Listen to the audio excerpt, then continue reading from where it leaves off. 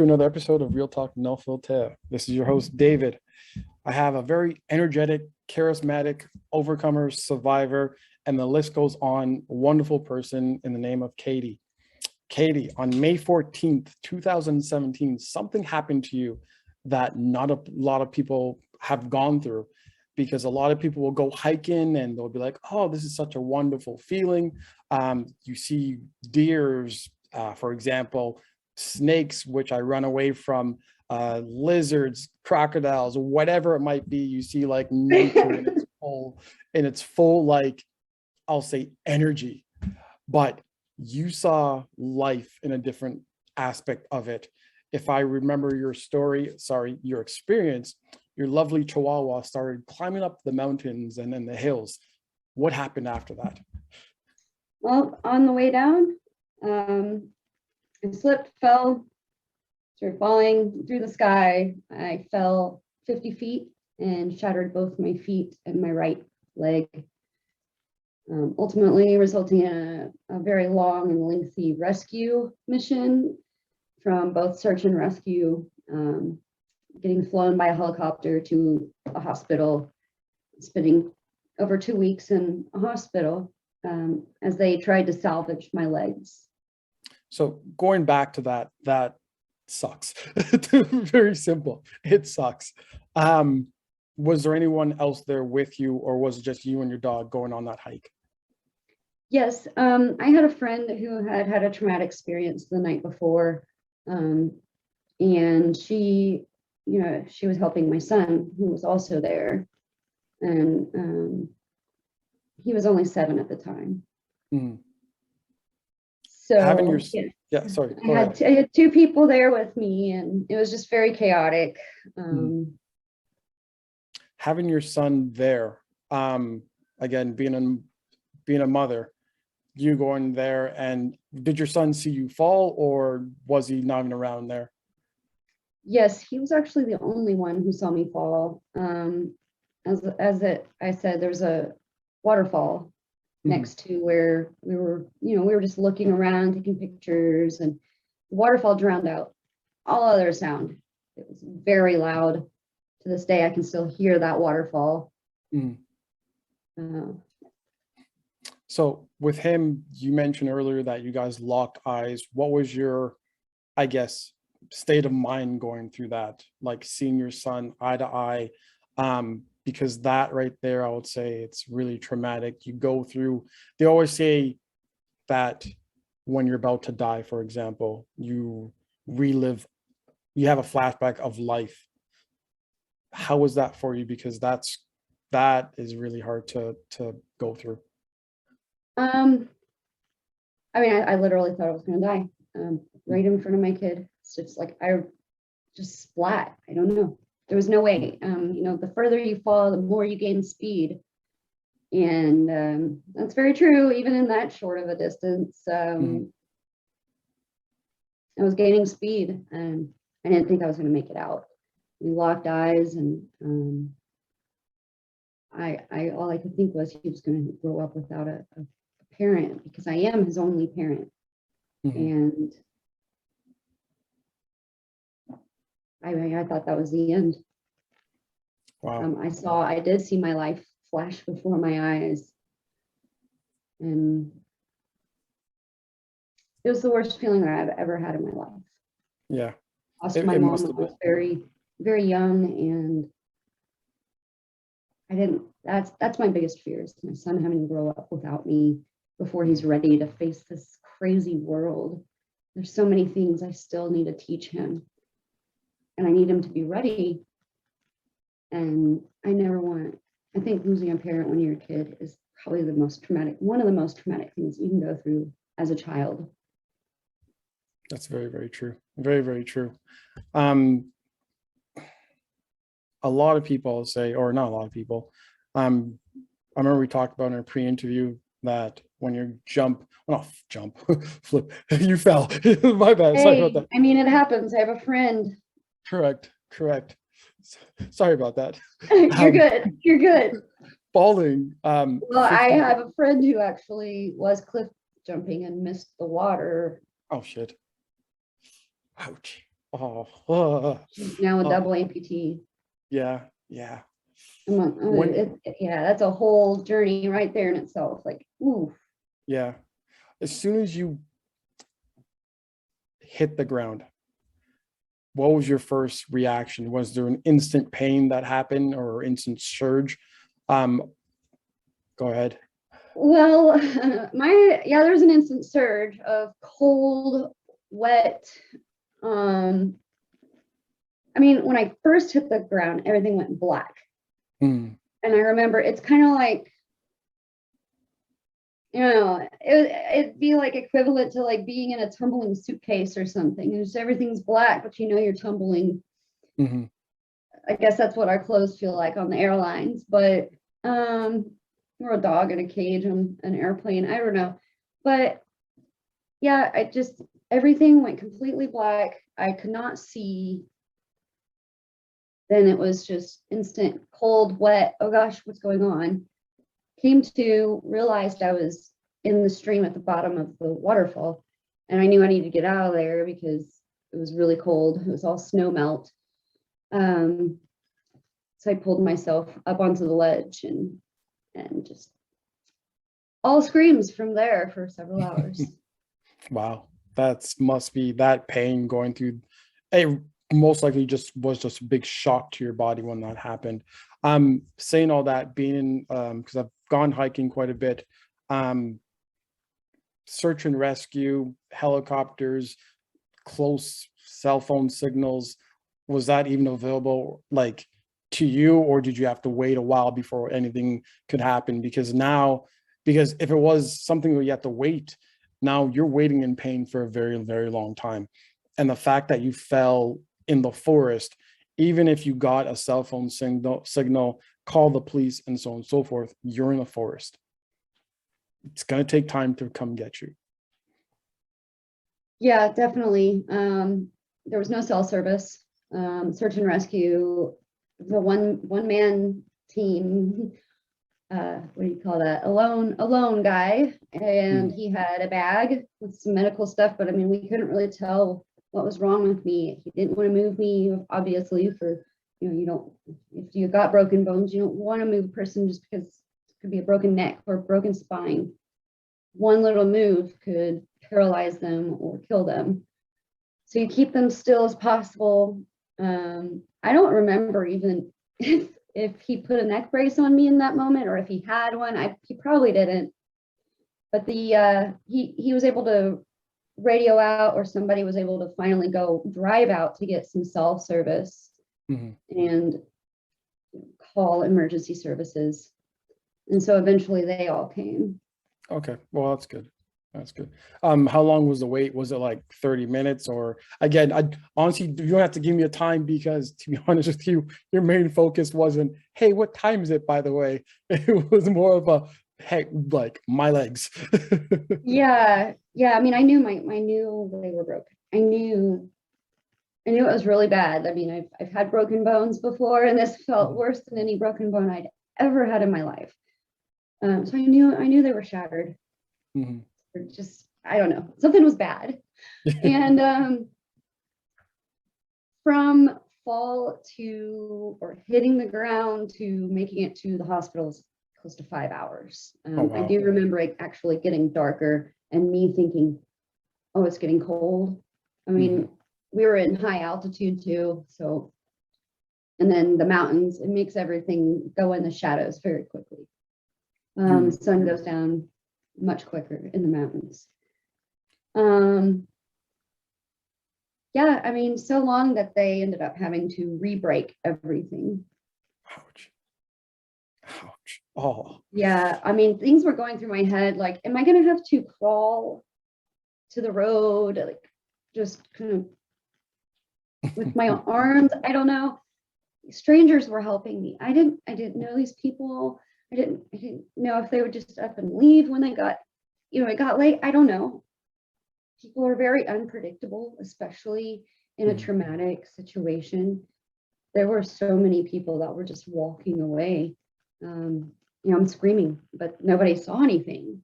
I mean, they probably thought I was just some crazy person on the side of the road, like, oh my gosh, it's this, like troll girl, like what do we do? Run away. And so I'm sitting there going, where the hell are you going? Like, help me. I'm broken. I don't know. I had a tank top on. I've got a lot of tattoos. Who knows what was going through their head? Very Who true. knows? Yeah, very, very true. So saying all this, you go from nice rainbows, waterfalls, deers, birds chirping, dogs are barking, and so forth, to wow, look at that waterfall from top to bottom in like 2 seconds, breaking your legs, getting either airlifted or on a truck or whatever it is, straight to the hospital. When you get into that hospital, what was it like, and what was your first thought now? There was literally a team waiting for me. They were all in their scrubs. They were readied up. They were all in a line along the wall. And I don't know. I felt relieving because I was like, what am I gonna get? I'm gonna get there and then what? I've never been life flighted. It's a lot different than even being taken by ambulance. Because they're prepared usually. I mean, I'm sure there's instances where they don't, they may not have a surgical team ready. I'm very grateful that was available for me very quickly. I mean, quickly in the sense that by the time we got there, they were ready. However, that was many hours later from the accident. So I was ready. I was not expecting to, when they couldn't, let's back up. When they couldn't take my knee-high zip-up Converse off my feet, I mean, I would scream anytime they tried it. It was so painful.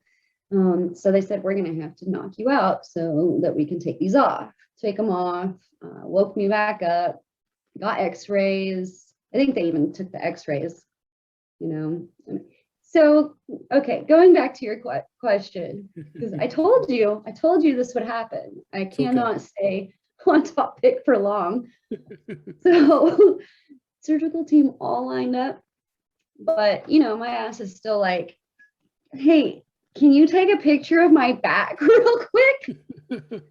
But I knew it was super messed up because I could just felt like everything had been just ripped off my back.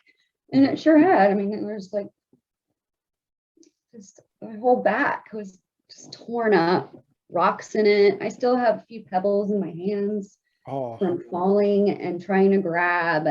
And my nails were all like ripped up. I mean, I was clawing.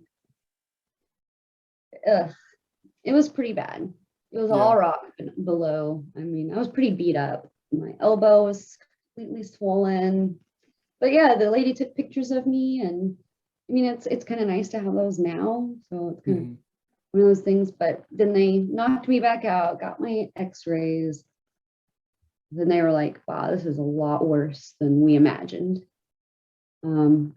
They kept asking me if I'd gone into shock or lost consciousness at any time. And I was like, no, how the hell does somebody go to sleep at a time like this? I'm like, well, it happens, you know. And I said, no, I was completely conscious the whole time. And it all became kind of foggy after that for a while. So from that portion of it, did they amputate both legs or just one leg on that same day, or were you in the hospital for a while? No, so this was nearly 5 years ago. And so it was basically a bunch of salvage surgeries to just stabilize my feet and all that. No, there was no talk of amputation or anything at that time. No. I was in the hospital for a little over 2 weeks and was told that I may never walk again. And that right there, it killed me. I was playing roller derby. I was an avid snowboarder. Had a young son that I was running around with. I think that right there was number one thing, was thinking, oh my God, I'm never going to get to run and play with my son again. Definitely the part that makes me tear up, if anything. So hearing that, it was great. But after about a week, after being told I was probably going to be in the hospital for several months and then inpatient rehab for at least 3 months. And I was like, oh, hell no, I'm not doing that. Can I please just go home? And eventually they saw that I was independent enough. That's what they mainly do. After any surgery, really, they need to make sure that you can toilet yourself, feed yourself, and that you're emotionally stable and you're not on too much pain medicine to where you can't go home and take care of yourself if you need to.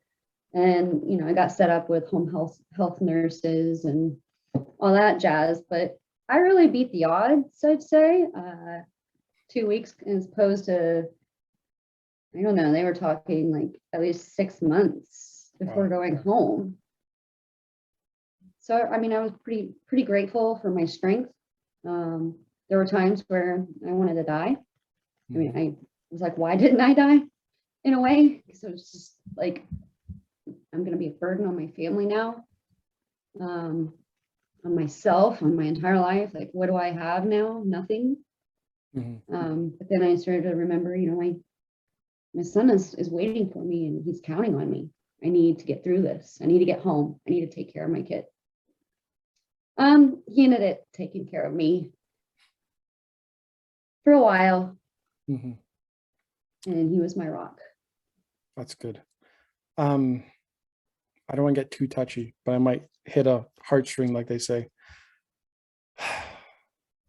How was your family when they first found out about your accident?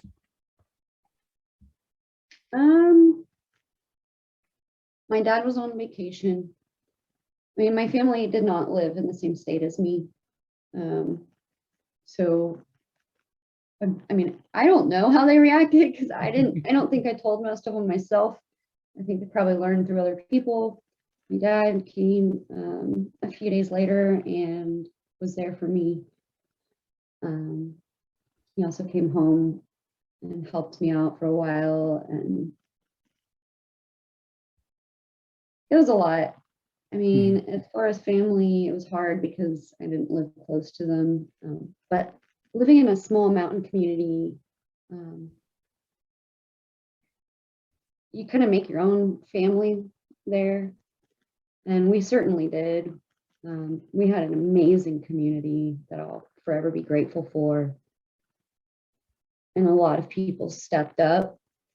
And it's always the least likely people that you wouldn't even ever imagine.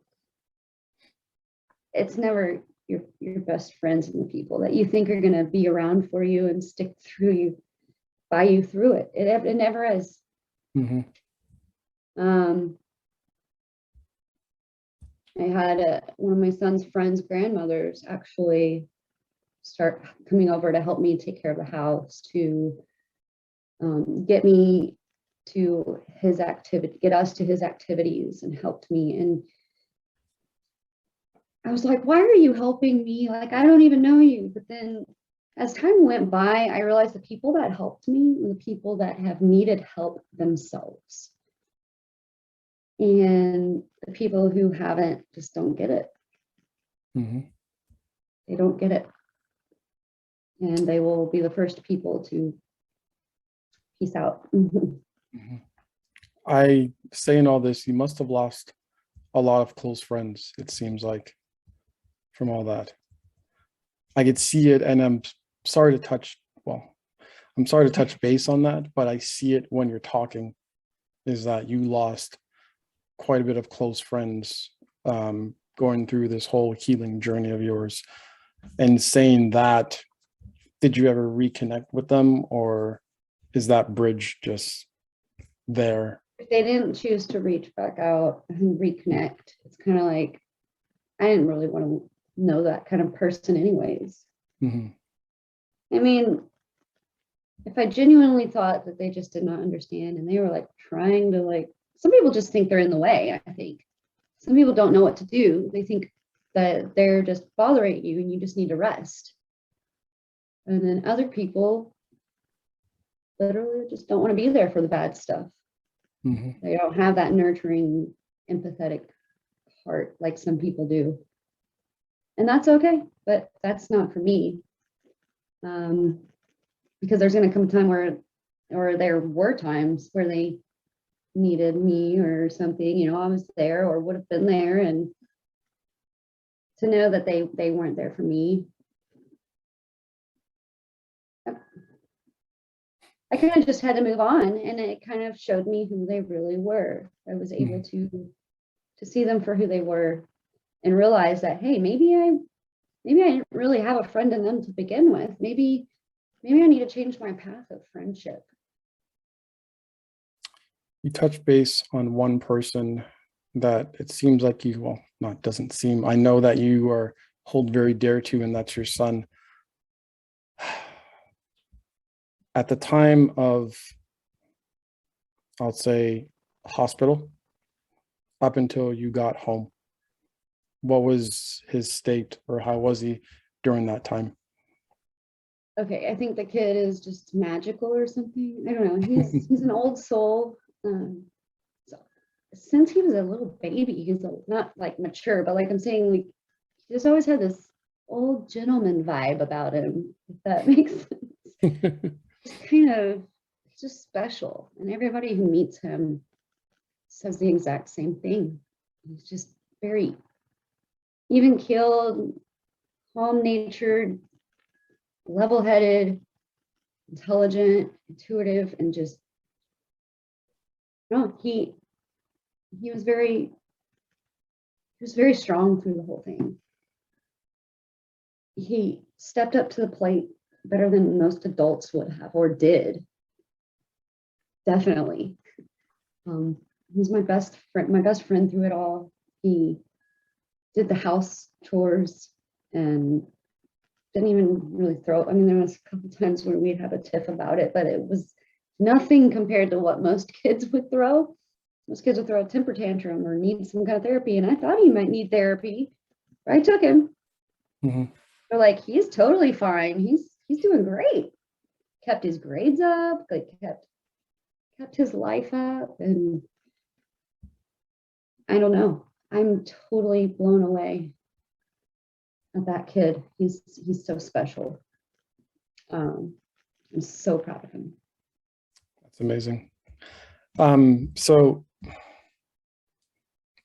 hospital happens, you go home. Now it's, can I use my legs? Can I not use my legs? Point in time. You mentioned a couple of times of people helping out without the, like in the house. At what point did it come where either A, your leg stopped working, or you have to make that hard decision to let it go? Well, let it go. Did you? Oh, okay. I actually made a video on that one. But anyways, no, that was quite a bit later. Give me one sec. Gotta drain the ditches real quick, okay? All right. So, anywho,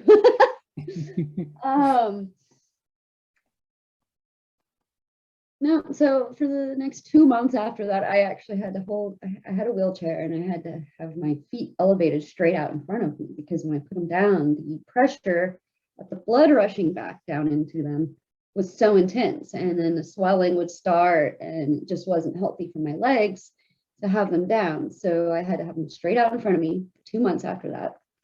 And make many altercations to my home so that I could bathe myself, toilet, could I even had Meals on Wheels up there, which I don't know if Canada has that, but Yes, yep.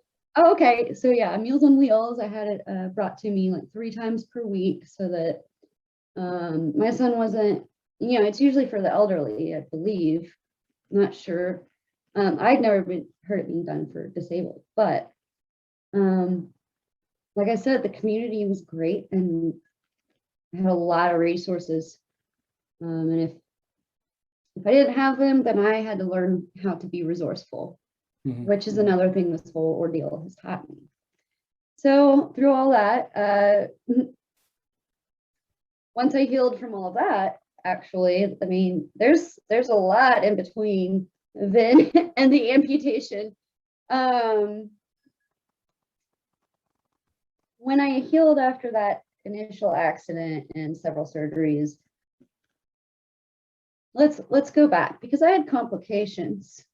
So rewind again, and let's go back to getting home from the hospital, feet out in front of me for 2 months. Then I start noticing this little hole in my ankle. And I'm just like, is that metal sticking out of me? Like, ooh, no, oh, no. It was. Went and got it checked out, and it was the start of a bone infection. And I ended up having to have all the hardware that they had just put in removed, and I had what they call a PICC line inserted, and it went in through a line that went inside my arm and up and down into my heart, up and down over to my heart, and it would give me antibiotics that way.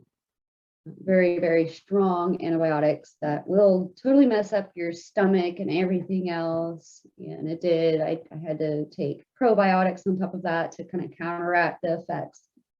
And after that, I even got a blood clot too, in the PICC line. Had to have home health nurses changing my wounds because I was allergic to the wound vac that they put on me. Like the adhesive made me break out in hives, and it actually made the wound worse, and they had to cut more away. I had probably, I don't know, like a gaping wound like that on my ankle, all the skin missing, and it had to heal the old-fashioned way from the inside out, which was very intense and incredible to watch. Each layer of skin tissue and everything just formed back slowly, because every other day I'd have to change those dressings and keep it very clean.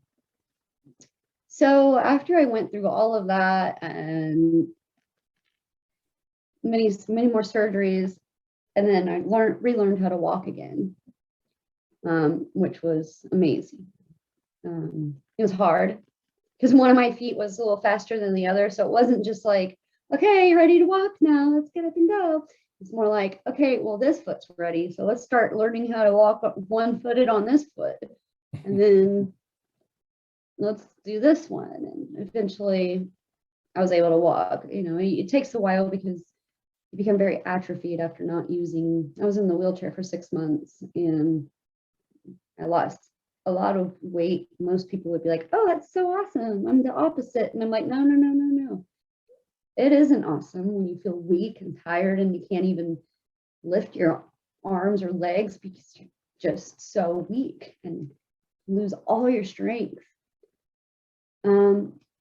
So my little project during all of that was actually remodeling a van and turning it into a makeshift camper that we took out for a 3-month road trip after I learned how to walk, my son and I. That's pretty awesome. That's a whole story for another day, but to keep it short, we did that 3-month road trip, lived in San Diego for a little under a year, and then moved back in 2018 to Oklahoma to be around family and kind of refresh my financial everything, because I kind of just, I lost everything. I lost all my jobs. I lost my life. I didn't lose my life, thank God. That I still had. But I did lose everything else pretty much. Came back to Oklahoma, and I'm getting close to the amputation part, I promise. It's okay.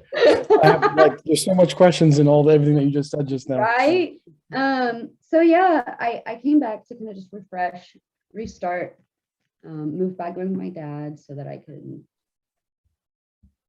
save some money back again, because it just drained me of everything I had.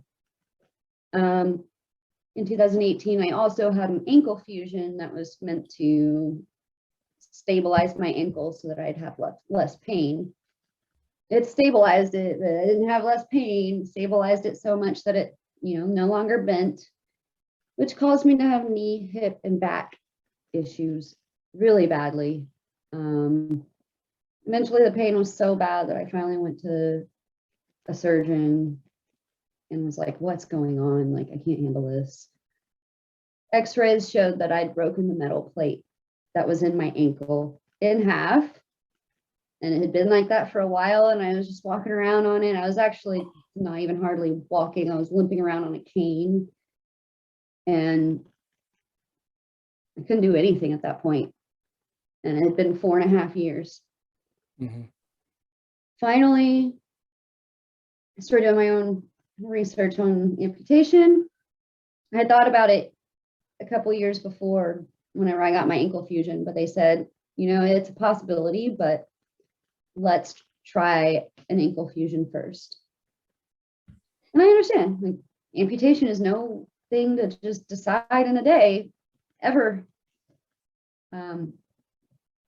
But after that ankle fusion failed, I was just so fed up. And there was an option to have another ankle fusion or total ankle replacement. They're just not advanced enough medically to withstand an active lifestyle. And I want an active lifestyle. I'm not going to throw in the towel and say, okay, I'm done. I'm 34 years old. My kid's still a kid. I'm done. I'm not going to run again. I'm not going to jump again. I'm not going to kick a ball again. I'm not going to go snowboarding again or roller skate.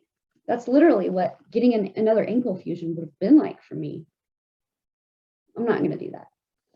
So I actually went on to an amputee support group and asked a bunch of people, put a poll out if anyone had actually had a successful ankle fusion or known anybody that had had one.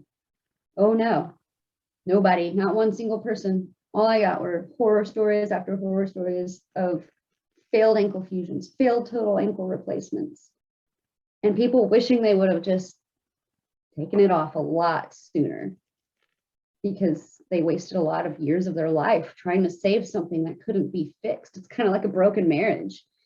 It's like, you're really going to hold on to it and be miserable for the rest of your life, or are you just going to finally let it go? And so on October 13th of 2021, 3 months ago today, or on the 13th of January, 3 months ago, I made a really hard decision, but at the time kind of easy because I was tired of being in pain. I knew I was about to be in a lot more pain for a little while. But I was ready to let it go. And I actually did a send-off video for my surgery to the song Let It Go. A friend at the time that turned out to be, once again, another topic for another day on people who prey on people with disabilities. But he videotaped me like getting wheeled off to my surgery, and I turned around and started singing "Let It Go, Let It Go," and it kind of turned into this viral video. So I just try to have a good attitude about it, I went into a lot of things in the very beginning after my accident with a bad attitude, and it really did not help me out at all. So this time around, I'm really trying to work on that and change my attitude, wake up each day ready to fight whatever I'm thrown. Because if you curl up in a ball and lay there and die, that's what you're going to do. Mm-hmm. You got to get up. You got to push through the pain. Now, I'm not always positive either. There's days where I am pretty damn cranky because I'm in so much pain. Pain changes a person. Yes, it does. And I think that it's also helped me to become more sensitive to other people's pain. I think I was helping all the wrong people, and the universe was like, Katie, wake up. You could help a lot of people, but you're helping all the wrong people right now. And now I want to help other amputees and people who are going through traumatic situations. And even if all I do is make funny videos and put a smile on their face, then hey, that's something. You don't have to be famous. You don't have to do anything really big to help others. You can sit in your house and enjoy your life and help others. Mm-hmm. And honestly, I think it's very healing, personally healing to help others. You can help yourself by helping others. Very true. You touched base on one thing, and that key word that I wrote down not too long ago was life. You mentioned that while you're in the wheelchair, well, when you can look at it in multiple ways, but I need you, if you can, take me to the emotional roller coaster, because that's truly what it was. It was a really emotional roller coaster that you went through from, I'll say, the hilltop of May 14, 2017, being, and then going, falling, breaking your legs, hospital. Then it seems like things will get better because you're in a wheelchair, you're all, I guess, wrapped up, casts and so on and so forth. And you're like, yes, this is, I'll be going back to my previous life, i.e. roller derby and snowboarding and doing back to that. But then again, things weren't going that great for that. And then making that now, you go through that, finding out that, guess what? Do I save an ankle? And then find out that you can't do anything about that, to having an amputation. Like, it changes somebody. Honestly, it really changes somebody. And I don't want to bring it up, but I kind of want to bring it up, because you weren't affected. You weren't the only person affected by that. Your son. And I say your son because he goes through this emotional toll where he sees his mom fall. He sees his mom. I'm not sure if he saw you actually touch the ground in that aspect of it, but he knows you're alive because he hears you screaming. Then he sees you in the hospital. He understands at that point that, okay, there's going to be some life-changing decisions, or life-changing, yeah, I'll say life-changing decisions at that point, where, okay, mom's in a wheelchair now. She's smiling, because I know, I'm pretty sure you're said to yourself, make sure I'm smiling when I see him, no matter what. Stay strong. And then after that, his mindset is, okay, mom is good enough. We worked on a van together so we could go camping and spend some time together. Things are going back to how it was before May 14th. And now it's not going back to how it was on May 14th. It's, guess what? There's another decision that has to be made. So if you can take me back, or not take me back, but take me through that emotional. All the way. Okay. Well, yeah, it was a major roller coaster. Sorry, my leg was like squeezing there. Okay. I do remember finding out about that bone infection and just losing my mind for a bit. Because I was on the mend. Yeah, I was like, oh my gosh, yes, I did this. Not knowing that I wasn't out of the clear yet. I thought it was, I mean, I did kind of have a mental breakdown at my doctor's office one day, and they started getting me all kinds of help and connections. And once again, I'm so thankful for my community back there. Never felt closer to my community than I did there. They really helped each other out, but that's just the small town vibe.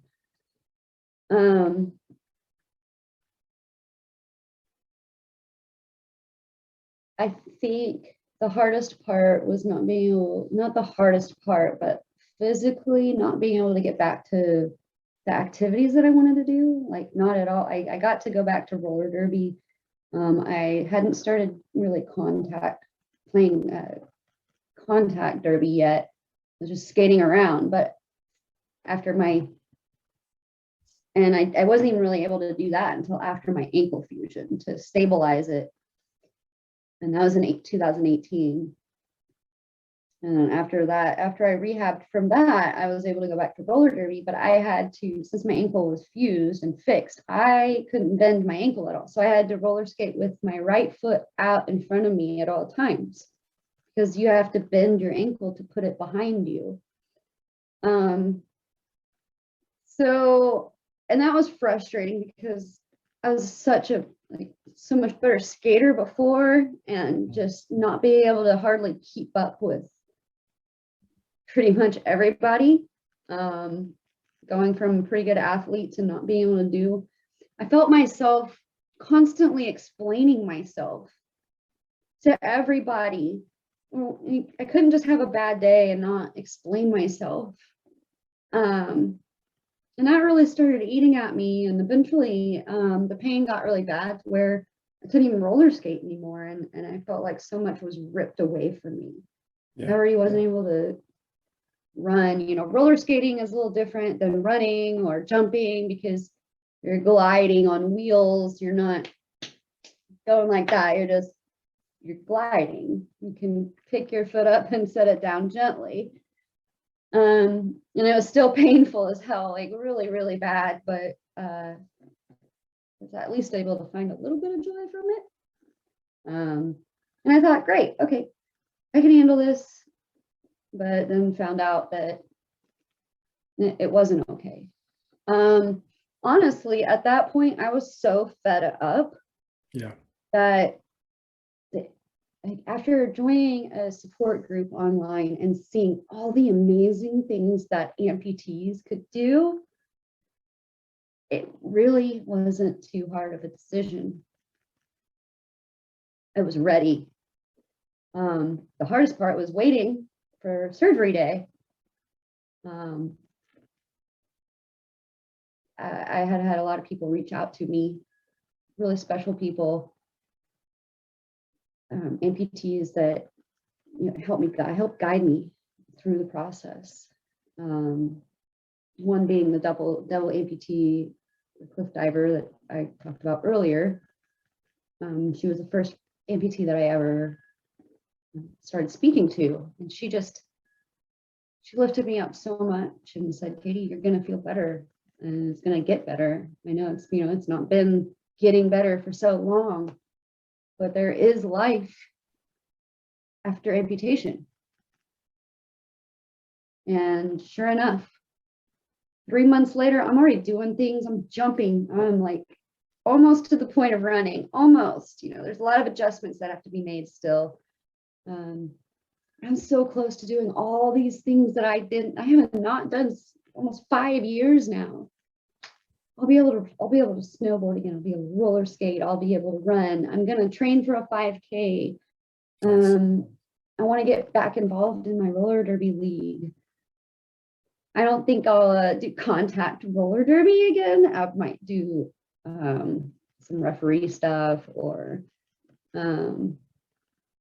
want to be involved, but I think contact derby might be like asking a little too much out of myself at this point. I'm gonna take my losses there, but I definitely want to be a part of the league and just around the vibes. Roller derby has its own culture, I would say. And I would definitely want to be back on the mountains. People think, oh my God, why would you want to do that? I love the mountains. I know I fell off of one, but it's just beautiful, and I enjoy the scenery. I think one of the biggest thing, the hardest things that I did after my accident, and we went on our road trip, was go to the Grand Canyon.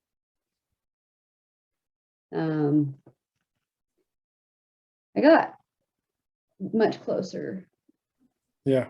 looking over and everything, than I thought I would. But I did see one girl that was like way too far out on the edge, and I was like, oh my God, when she comes back in, I'm gonna tell her my story, so she just go back out there.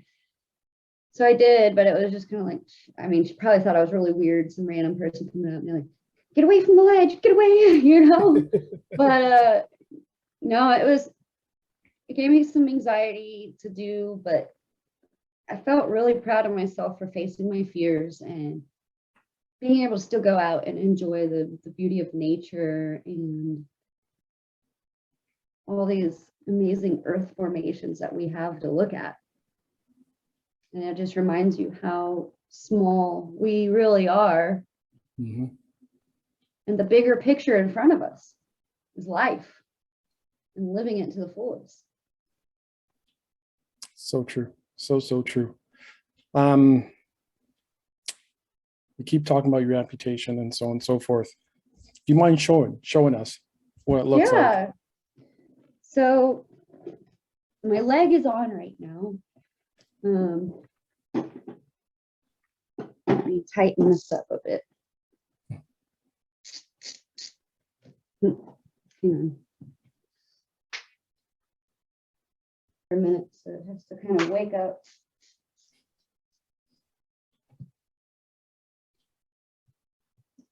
So I actually got a new leg recently, and it's pretty neat. I have a working ankle for the first time in ages. Mm-hmm. Like my ankle bends whenever with the weight, the pressure of my weight. I can't just do it with my hand. I mean, I can, but it's really hard, because if it was that easy, then it would just be kind of all floppy when I walked and not comfortable. So it has to have a little bit of resistance. That looks so funny. But yeah, this pops off. It pops off, and then I have this liner. This is the pin that clicks down into here. And when I'm ready to take it off, I just push this little release button. Oh, cool. That's pretty cool. So yeah, you can see like that little shiny thing down in there. And that's called a pin lock system. Mm-hmm. There's suction, vacuum, lanyard. There's a whole bunch of different ones. This is the only one I've tried so far. Mm-hmm. But I will go through several sockets. The smaller the person, bonier, smaller the person, because I'm kind of scrawny, the less sockets that I'll have to go through, because there's going to be less of a change of my, this is called a residual limb. It's not you hear people say different things like stump, or we'll call it their nub, or but the technical medical term is residual limb. And some people actually get offended by nub or stump, or weird names. So yeah. I think it's important for people to realize that there are words that make some amputees uncomfortable. I personally, I'm okay with whatever. I mean, as long as someone's asking an appropriate question, I'm an open book. Mm-hmm. Now there are people that I try to steer clear from, and they're called amputee devotees. And there are people that pray and fetishize people's disabilities. And I think that's just really wrong and disgusting. Mm-hmm. That's another topic for another day, but this is my leg. I'll actually show you. The foot is actually kind of interesting. It's weird looking. Now, like I was telling you earlier, I asked my prosthetist, so how many skin tones does this come in? Because this does not match me at all. I mean, I don't care. Once again, I was just, making a joke. I don't care. It's obvious. I don't know. I think it's just so much more acceptable these days. Mhm. And people are hiding their prosthesis less and less. It's even becoming an art piece for many fashion people. Models are bedazzling them up and making them look cool, and that's awesome. And technology has come so far as prosthetics go. It's really cool. I mean, they have microprocessors that work the ankle, and people with prosthetic hands. It's just absolutely amazing. And to see it come so far in such a short period of time means it's just going to get better from here out. Mhm. And that's so exciting. They actually had to recently outlaw using the running blade in the Paralympics because it's better than a human foot. It literally launches you. It's like a kangaroo leg. Honestly, I don't think I would use one of those because it would feel really weird having one normal leg and one kangaroo leg hopping everywhere. I think it would be like one would be like, but they're almost more beneficial for a double amputee because it'd be more even. I mean, I'll be able to run in mine the way it is. So I don't think I'll wear special. Who knows? I might give it a shot, but those things are expensive. We'll see. Not there yet. I'll just take one day at a time. But this is the foot. That's interesting. Yeah, it is very interesting. There's even, this is funny. This is split. So I can wear sandals. But I actually watched another amputee's video the other day explaining why she doesn't wear flip-flops, because you can't feel your foot, and so eventually you can't feel the flip-flop to keep it on. So eventually it'll start like sliding off the side, but you don't know it because you can't feel it. And then it just kind of like damages the foot. A lot of people go barefoot with their foot. I choose not to. Once again, these kinds of things are expensive. I do have insurance, but even with insurance, you've got out-of-pocket costs. And here in good old America, with our lovely healthcare and awesome insurance system, it's great. Not really. It sucks. It's terrible. Wish I lived in Australia. From what I hear, Australia has an amazing rehabilitation program. Amputees have a lot of resources, and I think that's something that needs to be worked on big time. Is equal healthcare everywhere. It's hard to. I mean, and I'm still grateful because the U.S. obviously has fantastic healthcare compared to some parts of the world. So once again, always got to remember there's so many people that have it way worse. So while it may suck in some ways, it's pretty good in other ways. And I am very grateful that I actually have health insurance. So but yeah, tickle the toes. I bet you can't do that. But so I have the Boa system as well. Boa systems actually started in snowboard boots. And when I want to put it on, I slip it in here, slip my leg in there, click down. And I actually hear clicks. Once I'm all the way down, it won't click anymore. And then I push this knob in and then tighten all these panels around my leg. Gotcha. Now you would think you would go all the way down in here to the bottom of my limb. But you don't. The suspension is actually just under the knee. right around the top of the calf. Mhm. That's where it's holding on to. And I think that's a hard thing for many new amputees to get used to, because it definitely was for me. Because you think you just kind of put it all the way down in, and that's how you're holding up by the bottom of your limb. But that had actually really hurt. Mhm. So a good fitting prosthetic leg is very important. My first prosthetist actually kind of tried to screw me over. I won't go into too many details about that, but I had to learn how to advocate for myself and find somebody new who knew what they were doing, because I have read some horror stories about people getting a poorly fitting leg and having to go in and have more taken off because of somebody else's negligence. Yeah. But that's on them, because you know, we're supposed to come into this like experts. No, we come into this and we need to be able to trust our professionals. And when you can't do that, it's very scary. And I wish there was a way to get that person's license taken away, because that's just not something that he should be messing with. Mhm. Person's life. Most people that have to go through amputation have already been through enough. They don't really need to go through complications of somebody not doing their job right.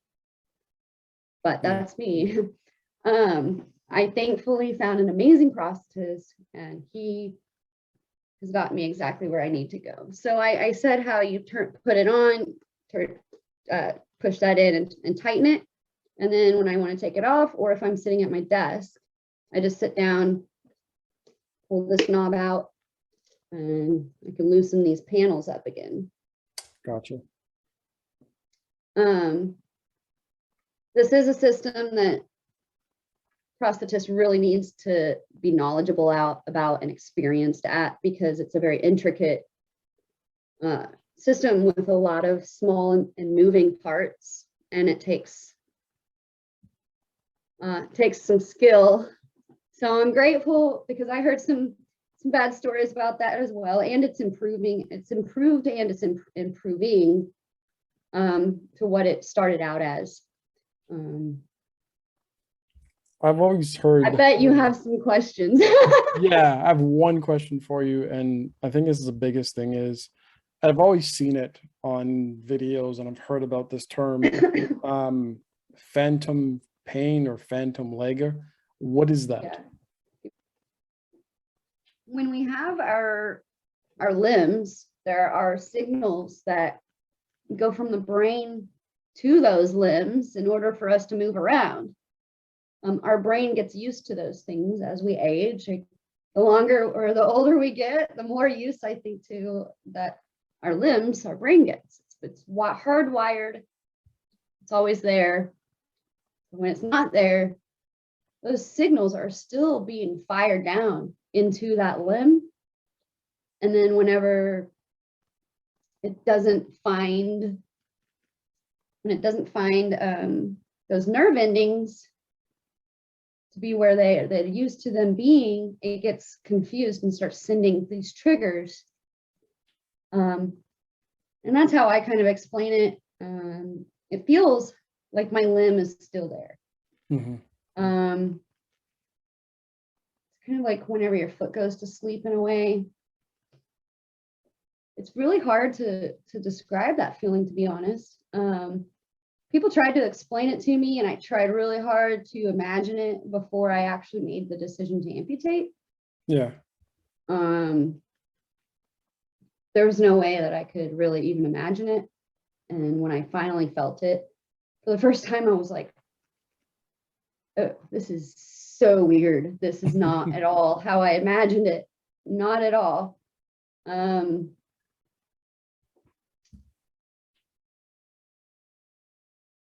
It's weird. Like at first, when I was in the hospital, like just after having my amputation, was trying to change my pants, and like, you know how you like reach down to put your foot in.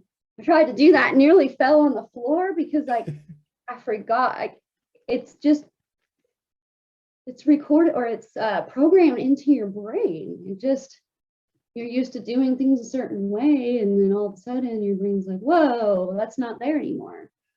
So just things like putting your clothes on, or there was a time where I woke up to go to the bathroom and nearly try to put my foot down to get up, and just remembering that, oh, it's not there. And a lot of people actually hurt themselves that way because they just forget. And falling on your residual limb, and from what I hear, I haven't done it yet, knock on wood, it's like the worst pain ever, and just don't do it.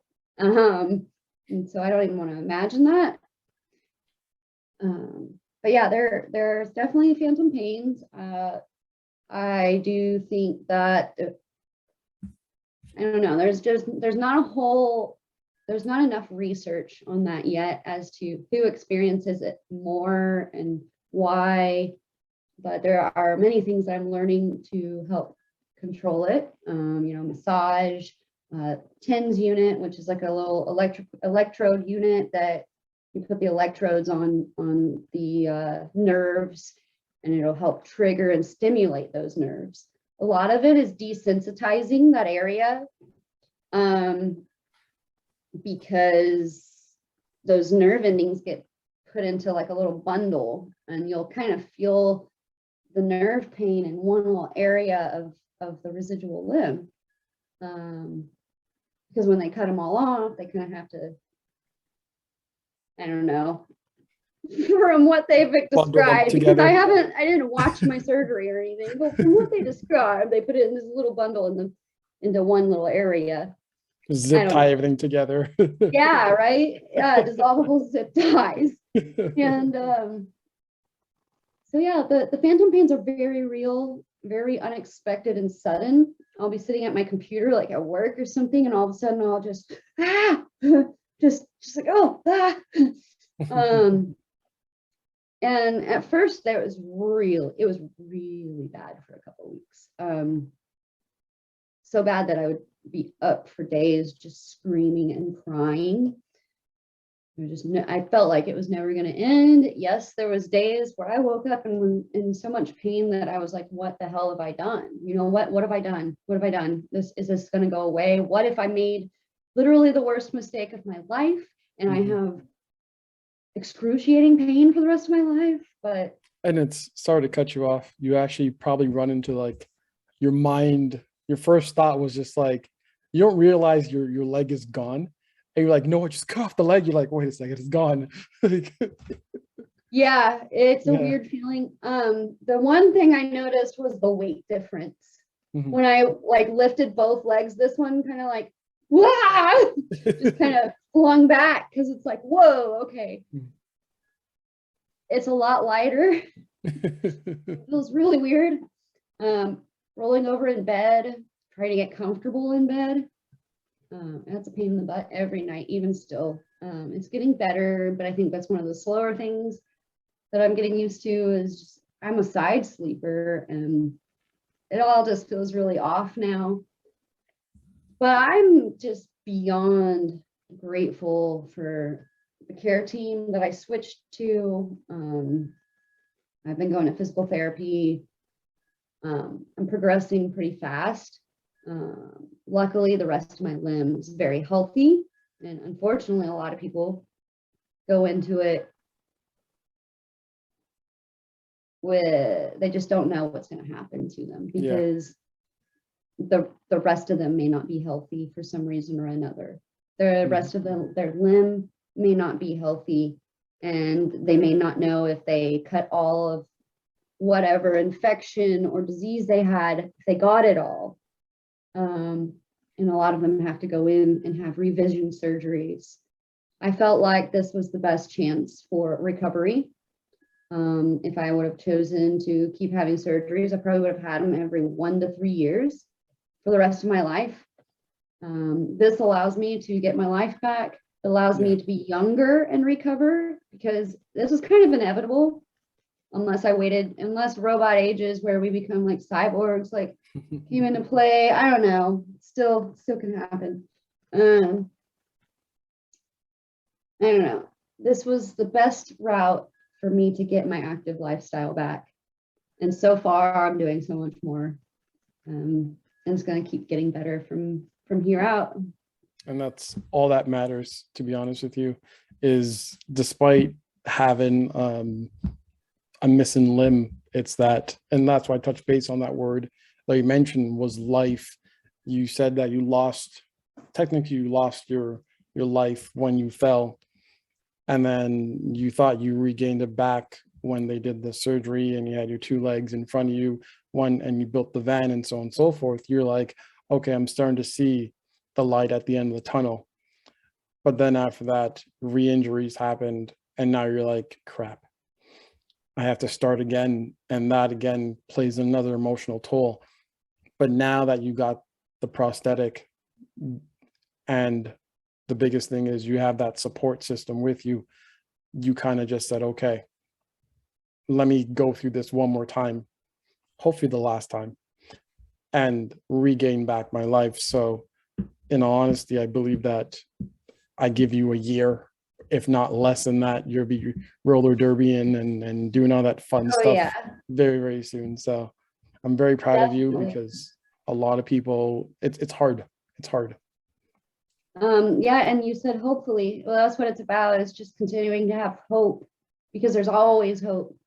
You can wake up and be negative every day and have no hope, or you can wake up and say, I have hope, because everything can get better and everything can get worse. I'm gonna put a pause on that, and I'm Okay. not gonna say hopefully. I'm just gonna, you know what they say, claim it. So you will Own it. own it, plain and simple. Last but not least, well, any final words and thoughts that you'd like to share? No, I think that covers quite a bit. You're gonna have fun. Excellent. Katy, it's been a pleasure, and thank you. We'll talk. Thank you. All right. I appreciate you. Thank you.